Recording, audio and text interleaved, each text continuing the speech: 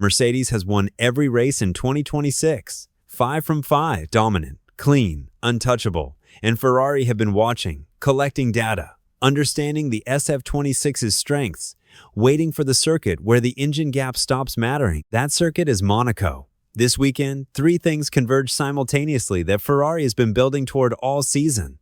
The compression ratio ban takes effect from June 1st. Monaco is the first race where Mercedes runs without that advantage. The ADU decision arrives after Monaco. Ferrari gets their engine upgrade pathway confirmed, and the circuit itself removes everything that has been hurting Ferrari all year. No long straights, no sustained flat-out sections, no moments where 30 horsepower of engine deficit translates into half a second of lost time. Monaco is slow corners, mechanical grip, driver precision, and chassis balance. Every single one of those things is what the SF-26 does best. This is not a coincidence. This is the race Ferrari has been circling since February, and Mercedes, for the first time in 2026, arrives without the 2 hidden advantages that have been quietly worth 0.3 of a second every single lap. The plan is not secret anymore. Let us go through it. Ferrari's fundamental problem in 2026 has been the engine. 30 horsepower behind Mercedes, half a second per lap on power circuits. Every time the cars hit a straight, the gap comes back regardless of how good the chassis is through the corners. Monaco removes that dynamic almost entirely. The circuit to Monaco is 3.337 kilometers long. It has 78 corners across a lap. The longest flat-out section lasts approximately 7 seconds. Compare that to Canada's Casino Straight, over a kilometer of full throttle, or Spa's Kimmel Straight, which runs for 12 seconds at maximum power. Monaco is not a power circuit. It never has been. The engine matters here in terms of drivability, how smoothly it delivers torque out of slow corners, how responsive it is to throttle inputs in tight spaces. But raw horsepower is largely irrelevant when the next corner arrives in 3 seconds. Ferrari's small turbo, which has been a liability on every power circuit this season, becomes an asset in Monaco.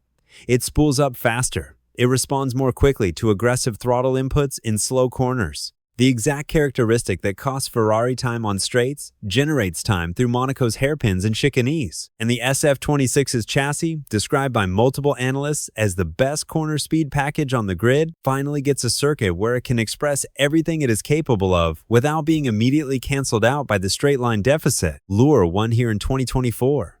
Ferrari was strong here in 2025 before Norris took pole and controlled the race.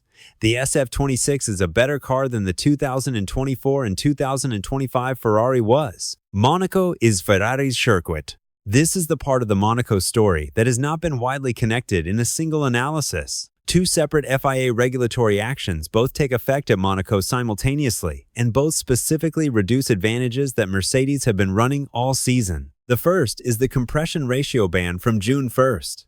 The FIA measures engine compression ratio at 130 degrees C operating temperature rather than an ambient temperature. The effect is that Mercedes can no longer run the thermal expansion loophole that allowed their compression ratio to increase from the legal 16:1 at room temperature to approximately 18:1 at racing temperature. Estimates of the performance value vary between sources, but the consistent figure from inside the paddock is approximately 0.3 of a second per lap on power circuits. At Monaco, where the engine matters less, the direct lap time impact is lower, but it is not zero.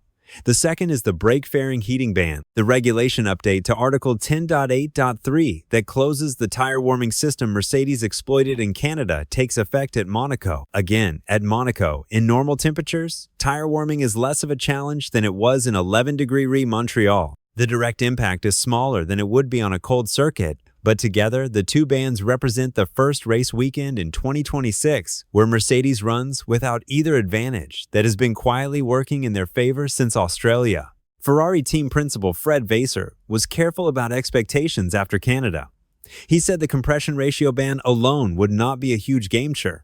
He is right. But the compression ratio ban combined with the tire heating ban combined with a circuit that plays entirely to Ferrari's strengths, that is a different calculation. Drop a comment. Do you think Monaco is the race that finally stops Mercedes? Charles has a complicated relationship with Monaco. He grew up watching Formula One from these streets. His early karting career started here.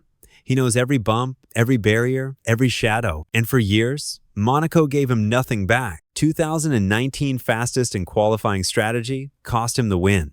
2021 pole position gearbox failure before the race, 2022 pole strategy disaster again, 2023 fourth, 2024 finally his first Monaco win, the most emotional victory of his career at home in a Ferrari in front of his family and friends, and an entire principality that considers him their own. In 2025, Norris denied him back-to-back victories by bullocking him at the start and pulling clear.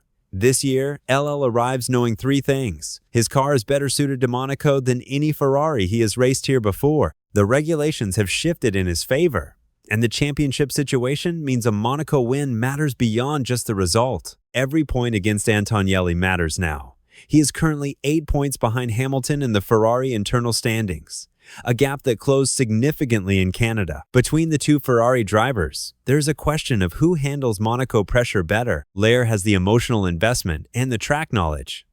Hamilton has 3 Monaco wins and the confidence of a driver who just remembered how to extract the maximum from the SF-26 after Canada. Ferrari's best-case scenario involves both of them on the podium. Their realistic scenario involves at least one of them challenging for the win. On a circuit where qualifying position decides almost everything, Paul wins Monaco 27 times out of the last 30. The driver who extracts the perfect lap on Saturday takes enormous control of Sunday. Lewis Hamilton's last Grand Prix win was the 2024 Belgian Grand Prix. He inherited it. Russell was disqualified post-race for an underweight car, and Hamilton moved from second to first. That was 40 races ago. 40 races without a win for a driver with 105 Grand Prix victories. The narrative around Hamilton at Ferrari has been difficult. Simulator correlation problems, energy management issues, a car that felt wrong from the moment he arrived. Canada changed the tone. Second place, his best Ferrari result. A battle with Verstappen that showed the competitive Hamilton rather than the frustrated one. And after Canada, he said something telling. He said Monaco may offer Ferrari its best window of the season. That is a driver who understands his car deeply enough to identify specifically where it can win. And Monaco is where he pointed. Hamilton has 3 Monaco victories: 2008, 2016, 2019. He knows this circuit. He knows what a qualifying lap around these barriers feels like. He knows how to manage a Monaco race when you have track position and a car that does not need to pass anyone. If Ferrari can give him a car in the right window this weekend, the setup that actually works rather than the simulator version that doesn't, Monaco could be the race where 40 ends. Verse has not promised anything. Hamilton has not guaranteed anything, but every factor this weekend points in the same direction. The circuit, the regulation changes, the car's strengths, the driver's history. If there is one weekend in 2026 where Hamilton wins his first race for Ferrari, this is it. The next 3 sessions will tell us if the theory matches the reality. Monaco is not just a race this weekend. It is the end of a DUO period too, after Sunday's checkered flag.